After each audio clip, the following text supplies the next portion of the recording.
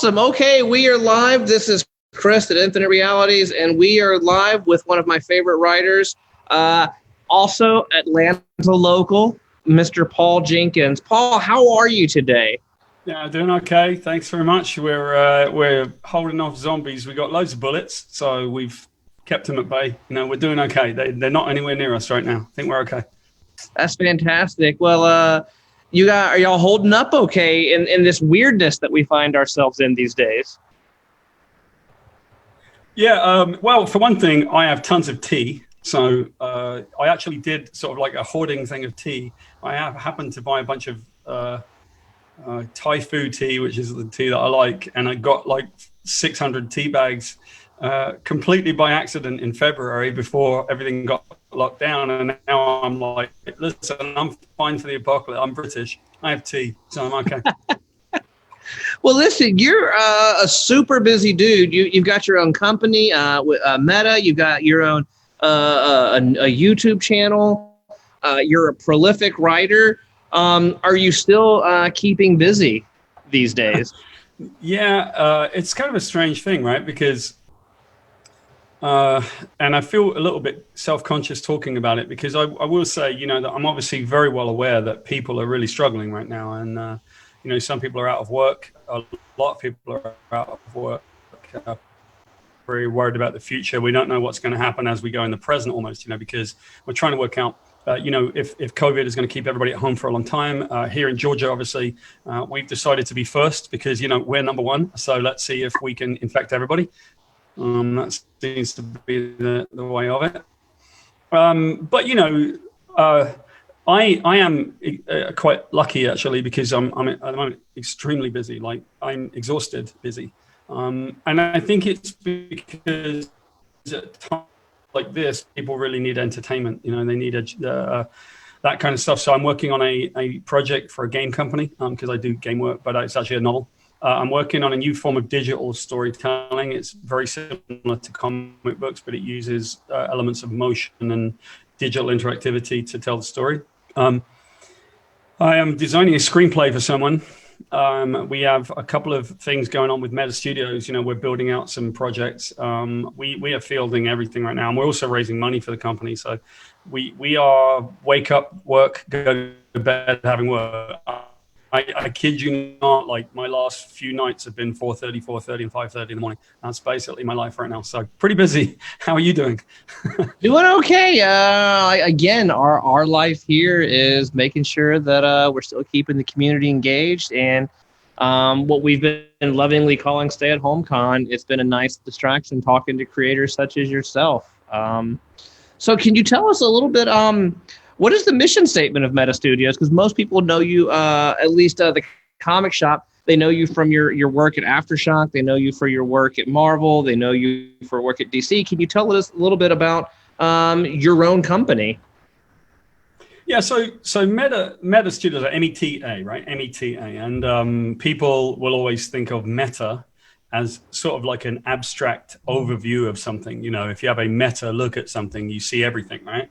Mm-hmm. And it's partly because I have a background in all media creation. So I people know me for doing comic books, but what they didn't know is that I studied to be an actor, and I spent most of my time in film school.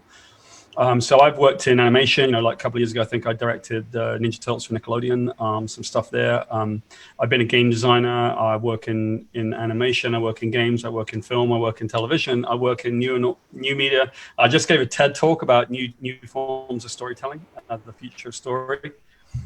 So because Meta is all about all of those things, the one thing that people see it as is kind of an abstract overview of entertainment to some extent, but it's actually an acronym. And it stands for media, which is what we do, education, which is what I care about very deeply, technology, which is what we think we do that sets us apart, and advancement. And advancement really means like bringing our creative community and our community itself and bringing it forward and helping it. You know, I tend to be hopefully a person that tries to walk the walk in terms of mentoring people. You know, I had chaired an advisory committee for the governor here in Georgia a couple of years ago on interactive and also independent filmmaking. So I think that Meta's charter is about like making content, but also bringing other creators forward. So we're sort of like the champion. I think we the tip of the spear, I suppose. We're the people that are going to get attacked first, but we are building out ourselves, and we expect to be cross media. As we make cross media content, we will try to educate other creators and bring them into the fold and help them do it as well. So that's kind of the long-winded version of an answer. Now, you mentioned that you've done work with the state of Georgia. You're still involved with the state of Georgia and the Film Commission, correct? No, I did that for Governor Deal, actually. I've spoken to Governor Kemp about it. Governor Deal was an interesting person because he was a Republican, right? Like when I was introduced to him, like anyone that knows me, like I'm a punk, right? I grew up in the punk era. And me and politics do not get along, and I mean every politics, right? So if you come at me with Democrat or Republican or whatever, I'll tell you, like, shut up, leave me alone. I'm not in that conversation, right? But when I met him, he asked me if I could chair this advisory committee. I couldn't have told you if he was Republican or Democrat. I wouldn't care. But he's one of 50 people in the country that are a governor. And so when the governor of your state asks you to do something, the answer is pretty much yes, if you respect the position. And so it turns out that he was a Republican, but he had once been a Democrat. So I think he's more my style in the sense that he had been in both places, you know. And I think that was shown in the sense, not to get into politics, but when he had the bill that Disney were worried about, the heartbeat bill, I think it was, or something that, you know, people were about. He actually said, listen, he goes to church twice a week. He's a man of faith, you know, he goes to church, but he never thought that going to church meant that you should deny somebody service, you know, that it was to do with marriage equality or something. So good for him, right? I like that guy. He was quite a good guy. When I met Governor Kemp, he was a little bit more politics. He was more overtly like, this is about politics, and I can't get anything done unless I get the votes. So I don't really do anything like that anymore. You know, I did my bit and my civic duty, and then I ran screaming.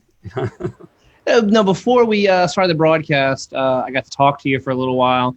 I was surprised to find out even though you have a prolific comic career, comics was not your first passion. How did you get into comics then? Well, very much by accident. I was lucky enough. I was living in Massachusetts. I'd studied to be an actor. I spent most of my time working on film. I expected to be a filmmaker, but I was living in Massachusetts, and I met a couple of guys. I just got to Massachusetts, and they did Ninja Turtles. So I became the third employee of the Teenage Mutant Ninja Turtles. And at the time, it was crazy. We did licensing, we did animation, we did the films, we did, you know, Kevin Eastman and I have this regular thing that we do on Wednesday on our YouTube channel, and on Meta Studios YouTube channel, and we talked about it a couple of weeks ago. You know, I was on set with Vanilla Ice when we did the Go Ninja scene. Go Ninja, Go Ninja, Go. Yeah, I've never wanted to kill anyone as much as I wanted to kill him, actually. But yeah. So I started off in film and all that. I got myself incredibly sidetracked because I had no idea I'd have a career in comics. I was also a musician when I came, you know, as soon as you got stuff in the studio. I like everything, and I found myself working in comics, and then next thing you know, I ended up going and writing. I broke into comics in a way that's really strange because I had been an editor and with Mirage and Tundra Publishing, which is a really long story, and I thought, well, I went to go sit with Alan Moore in England, and I was his editor, and I was sitting with Alan. We were talking about storytelling, and I thought, well, this is funny because a lot of the ideas that Alan has are the ideas that I have. So I think I should be a writer, maybe because I can't type, right? So, all right, I'll give it a shot, right? So I went down to San Diego Comic-Con, and I met the editor of Hellblazer, and I heard that they were looking for a writer, and the guy's name was Lou Stathis, and I said, Lou, would you mind if I tried out? And for some reason they let me try out, and there were all kinds of people trying out for Hellblazer. And anyone in this business knows that Hellblazer is very much a prestigious book. Anyone that, you know, you want to write Hellblazer and work on John Constantine, I have no idea what I'm doing, and I go down and ask him, can I work on Hellblazer? And he said, all right, fine, just write a script, I suppose. But it was me, Warren Ellis, about 25 people trying out for this book, and about 6 weeks later, they called me up and said, congratulations, you're writing Hellblazer. And I went, great. I had no idea what I was doing. And so I wrote Hellblazer. And then at a certain point, Jay Lee called me and he said, yeah, Marvel are in bankruptcy and they're going out of business. And they were like, maybe we should get in people that we don't think want to work with us. You know, they apparently assumed that I wouldn't want to work with Marvel. And I went, yeah, I'll do it. And Jay said, well, how do you feel about working on the Inhumans? And I said, yeah, okay, fine. But I'd never heard of them. I don't know anything about comics. So I wrote the Inhumans and we won an Eisner Award. Probably because I didn't know what I was doing. I didn't know what I was supposed to do. And I always have a really funny comment about that there's a character in the Inhumans called Karnak, the Shatterer. And the idea is that he touches a cup like this and he breaks it, he shatters it. And when he does, he can see the flaw, what's the weakness in anything, right? And so I wrote him as the king in Atalan, as the advisor to Black Bolt, because he could see the weakness in human society. And the fans thought this was brilliant. They were like, oh my God, what a great use of Karnak. And the problem was, I was like, oh, I thought that's what he did. So it was through sheer ignorance that I managed to do well. Which is, okay, so that was bonkers to me to find out that you didn't know anything about Inhumans before you got that assignment. Because I was like Jack Kirby guy. Inhumans, if I had to list your run on Inhumans, if I had to list like my top 5 favorite comic runs, like that's top 5. It's amazing. So finding out that you didn't know anything about Inhumans beforehand blew my mind. Well, so kudos there. But isn't that the point, right? Is that I wasn't constrained by a bunch of continuity or any of that stuff, right? Here's an idea. Why don't you let creators create and actually trust them to make really good stories? That's the whole point, because it doesn't come from the idea. If it came from the idea, then why were Marvel in bankruptcy before I went to go see them and do Marvel Nights? They were in bankruptcy because they couldn't make their content work, but that's because they needed the right creators. It comes from the creators. It doesn't come from the idea itself. If it came from the idea itself, then why were they canceling Daredevil and about to cancel Spider-Man? When I took over Spider-Man, they were about to cancel it.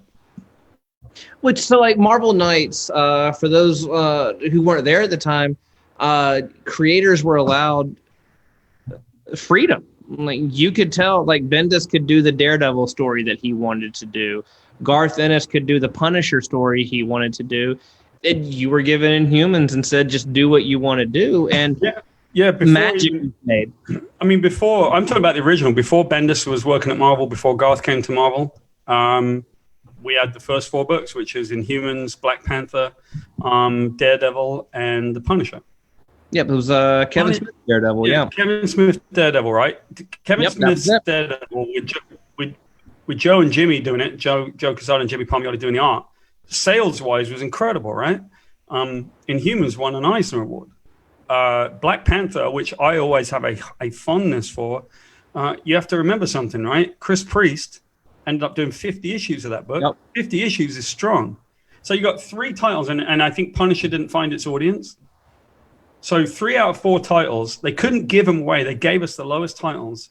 And all of a sudden, we were the high-selling, award-winning group. And they basically just said to everybody, you need to go. And then they kept coming to me and going, what do you want to do? What do you want to do? Like, you can do anything. You can do Spider-Man. And I'm the jackass that turned it down. I was like, I don't want to do Spider-Man. I could care less, unfortunately. And so for 3 years, they asked me to do Spider-Man before I did it. And then you did it, and for my money, it's one of the great Spider-Man runs. We had a comment when it was announced we were going to have you as a guest. Someone said that Typeface was the most Ditko non-created Ditko villain, bar none. And your Spider-Man one, and I want to talk to you about one issue in particular. Into the Spider-Verse was big because everybody talked about anybody could be Spider-Man under the mask, but you did that 15 years ago with an issue where an African-American child has an imaginary friend, and his imaginary friend is Spider-Man, and his Spider-Man is black. Yeah, where do you think they got that idea from? Right. Can you talk about that story in particular? Because again, selfishly, it's one of my favorite Spider-Man stories of all time. Yeah. Okay, so the issue that you're talking about is issue 35 of Peter Parker Spider-Man. Mm-hmm. And the basic idea of it was that there was a little boy who lives at the other end of town. He's in a bad part of town. He's struggling. He is trying to work out like how to make things work, right? He's just trying to work out like how can I live, and his life is rough. Obviously his dad is dead or runs with the gangs or something. It's obvious that he is listening to all the strong men in his life, you know, and so his uncle and his teachers are the voice of Spider-Man. So this little kid lives at the end of the road. He has one playing card, and he uses that playing card to obsess on his favorite character, Spider-Man. And then Spider-Man will show up in his room and say, "Hey, secret sidekick, I need your help." And so he'd have these imaginary adventures, but all of the words that Spider-Man would say would be the words of his uncle and of his teachers and of Epictetus and of various important characters to him. In the meantime, his mum's still doing drugs, and his aunt and uncle really feel badly for this little guy. And in the end, his mum has an overdose and dies, and he's taken to live with his aunt and uncle. And Spider-Man visits him one last time and says, "Hey, secret sidekick, can I share my screen, by the way? Because if I can, then I'll show you a picture." Oh, go ahead. Yeah, I think you can. So, look, here you go. This is, here you go. Can you see this? Okay? So he goes to Spider-Man and he says, "Well, Spider-Man, I love you. I don't want you to go." And he says, No, I need you to go live up the other end of town and look out for the vulture for me. And so he says, "Well, I love you, Spider-Man. Can I give you a hug?" And Spider-Man says, "No, heroes don't hug, they shake hands." And Spider-Man takes his mask and his glove off. And underneath the mask, he's a black man because of course to the boy, Spider-Man is him. It's just, I think we modeled it on the basketball player Allen Iverson at the time. Because the boy's going to see we are all Spider-Man. That's what we do. And so, yeah, I know where they got that from. That was a very beloved issue. And actually, around about that time, Mark Buckingham and I really felt were hitting our stride, because we had an issue about baseball that was done that is most everybody else's favorite, an issue just about Peter Parker going to a baseball game with his uncle on the anniversary of his uncle's death. He goes to this baseball game because when he was an orphan and he came to live with his aunt and uncle, the first thing they did was take him to this baseball game, and he fell in love with sports because that's how he connected to his Uncle Ben. But every year they would go to this one game, and when they went to the game, the Mets would lose, and he would be really annoyed. And finally, when he's about 14 or 15, they're drifting apart. Him and his Uncle Ben are just drifting apart. And they go, and he's such a pill, he's being an idiot. And all of a sudden the Mets win, and he looks at his uncle in the stadium, and his uncle just smiles at him, and he doesn't have to say anything. It was all worth it, right? And then 3 days later, his uncle's dead. And I wrote that issue because, and I think it shows, I went to Great Britain to see my grandfather, and he was dying, and I talked to him about all these kind of things. And when I was sitting with him, he was telling me, like, "I'm finished. I'm okay. I'm finished with it." And he waited for me to come, and then my uncle Michael to come, and then he died. I got on a plane, and as I was flying away, I wrote that issue on the plane on the way back to America.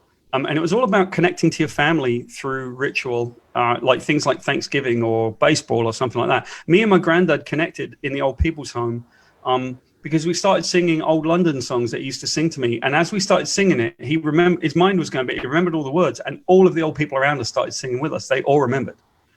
And so it's such a profound and meaningful thing. And I have had people come up with that issue, and they will hold it in both hands. They do it like this. You always know when someone is really emotional because they come up with the issue in both hands, and they're trembling, and they cry, and then they give me that issue.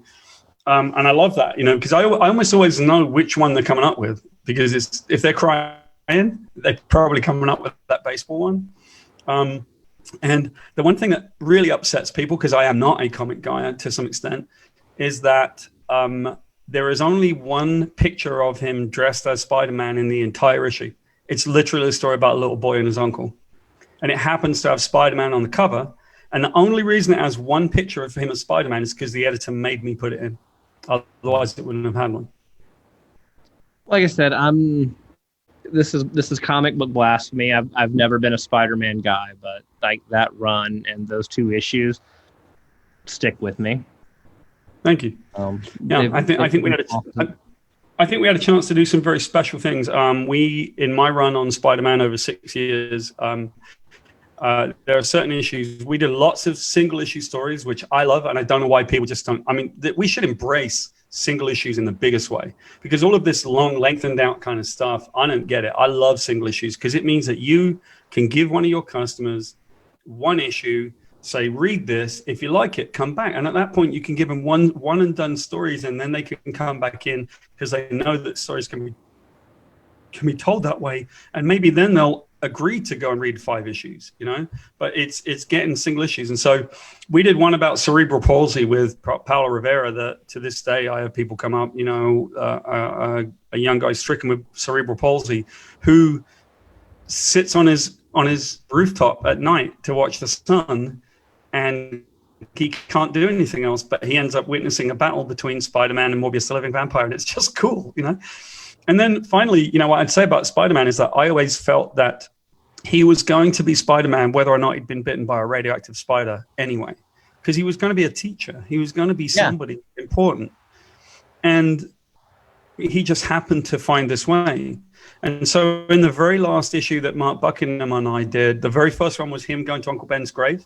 And the very last one was called The Final Curtain. It was about him going to the grave and talking to Uncle Ben and saying, we had done our part, right? Me and Bucky had revived that character to some extent.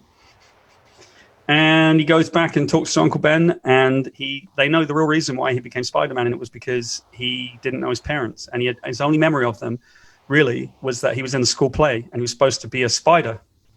And he froze on stage, and so he never got to excel in front of his parents, and then they were gone. And so this whole thing about him being Spider-Man is all because it's to honor the parents that he almost never knew. And at that point, everybody cries. For someone who didn't come up on these characters, you sure get these characters. I do want to talk a little bit about your work, your recent work with Aftershock. Can you talk a little bit about how that came about and some of the cool stuff you've been doing? Because you've been doing some cool stuff with Aftershock. Yeah. So, this came about because I've known Joe Pruitt, the publisher, since he first broke into comic. And in fact, I gave him his first gig in comics when I was at Tundra. He wanted to do a project there, and I worked with him, and he was really good at it. And I thought that he could do it. And so we've been friends for a very long time. And when he got to be the publisher over Aftershock, he asked me to come in. And it's my kind of style, right? Like, I haven't done mainstream in a long time. I tried a couple of DC comics again last year, but I don't think the way that they go is very conducive to the way that I am. Listen, if I'm a storyteller and to some extent that mainstream thing is more of a machine now, yep. I don't think it's going to work. I don't know if I've got the thing that they want to do unless they want to free me up to do like single issue stories and the kind of stuff I used to do, right? So Joe asked me if I would do it, and I gave him a project called Replica, and it was the first one that Aftershock published, actually. It was their very first book. Mm-hmm. And it was very autobiographical, I realized, because it was about someone that is so busy that he decides to clone himself. It's like a comedy on a space station. And it was really honest, that book. That's one of my favorite books, that I've ever done. Because it was genuinely funny. It was a comedy of errors about a guy that tries to clone himself so he can have someone he can rely on. Because he's working with a bunch of stupid aliens, and they're so dumb that they don't listen to anything. They don't follow human law. And he's got this very lovable but stupid sidekick called Vorgas. And Vorgas is so dumb that he's really qualified for traffic duty, but he just goes around like causing problems. And so Trevor Churchill, the main character, clones himself so that he can have someone he can rely on. And there's 2 problems with that. Number one, if you met yourself, you would hate yourself. Like literally, you would. If you had to share billing with you would hate yourself. problem is that he accidentally clones himself 50 times, and each one of the clones has an aspect of his personality, and his life goes to hell. It's worse than it was before. So inherently, it's a good comedy of errors kind of thing, and it just was so honest, and it wrote itself. It was and the artist Andy Clark was so brilliant. And then I went off and did a project that was something I had been wanting to do for about 10 years. So it was really strange because in this day, we're talking about LGBT material. We're talking about transgender issues and stuff like that. But 10 years before, I had pitched to both Marvel and DC a project about people in society that have a disadvantage. And they get a mutant power and it gives them a super advantage. And so you've got a giant advantage and a giant disadvantage, but really it's all about the person. And the main character was a transgender character who, as she was transitioning, you know, her parents saw her as the middle brother, but she was transitioning and she was about to tell him, and she gets the power. And now it's really complicated. So she realizes she can only really show who she is when she's in costume, but that's not who she is. And so it's a really good conceit for a story. Ignore everything else. It was just a good conceit for a story. It wasn't an LGBT comic, but obviously, for obvious reasons, it was seen in those lights. But it was about other people. You know, we had written a story about homelessness. There's a homeless character that can save the world but can't feed her kids. There's a character who's, you know, the basic idea was, what if the Flash could run really fast but ran past a roadside bomb and lost a leg? What stories do you then tell? And those are really interesting stories, you know? And so that project was called Alters, and we never did it with Marvel and DC because they would always say yes. And then they would tell me, you can't do new characters. And then I would point them to the Sentry and say, I think you can. Yep. Yeah. So we never got it off the ground at the main because they didn't want to do new characters, which is a shame because what they ended up doing at Marvel especially was taking the Hulk and tried to do, you know, young Asian guy, I think, as the Hulk, or young African-American girl as the Iron Man, and that felt really like, why don't you just do new characters at that point? Like, why would you try to revise it to fit into that demographic? We should be doing stories about that demographic naturally. It almost showed the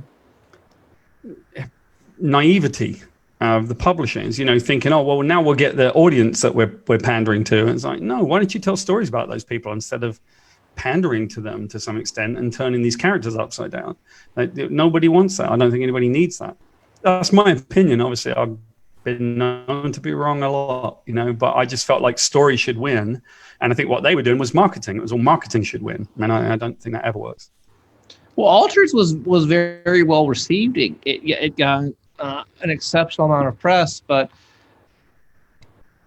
it also got pushback from that segment of fandom. Well, it did and it didn't actually. So let's be clear about that. Do you mean the LGBT fans? No, I mean, and I don't want to give press, but fandoms, the segment of fandom that pushes back on representation. Well, actually, Alters didn't. Not that I recall. I don't remember any pushback.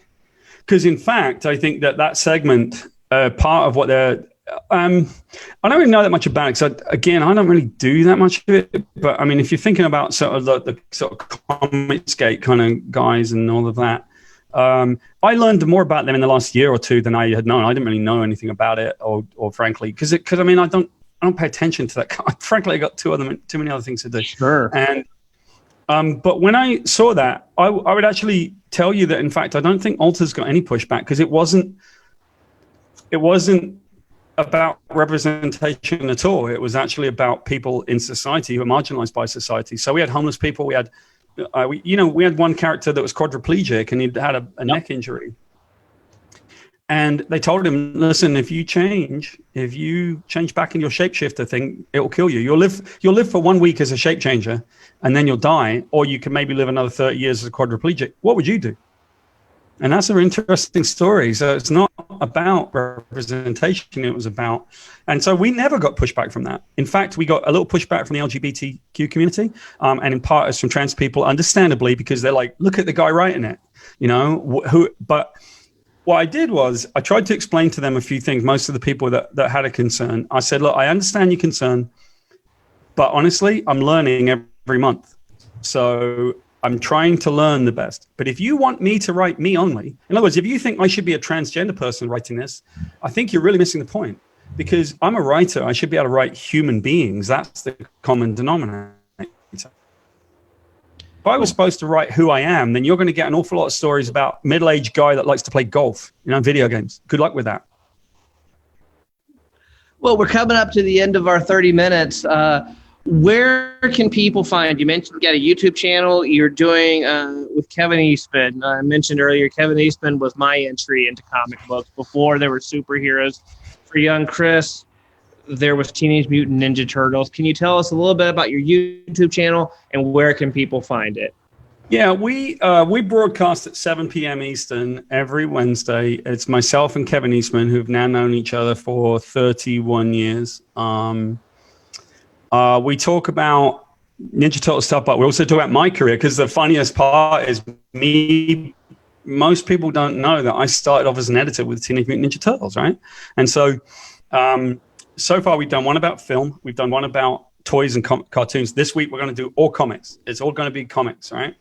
And so it's Meta Studios, probably Meta Studios Atlanta. I'm not sure as far as our YouTube channel, but Meta Studios. And I don't know if you can provide links to the Facebook page, but we'll provide links. Absolutely. Yeah. And so what we do is we talk, and then we've got other stuff there. So we would love it if people want to come and hang with us on Wednesday at 7:00. And also,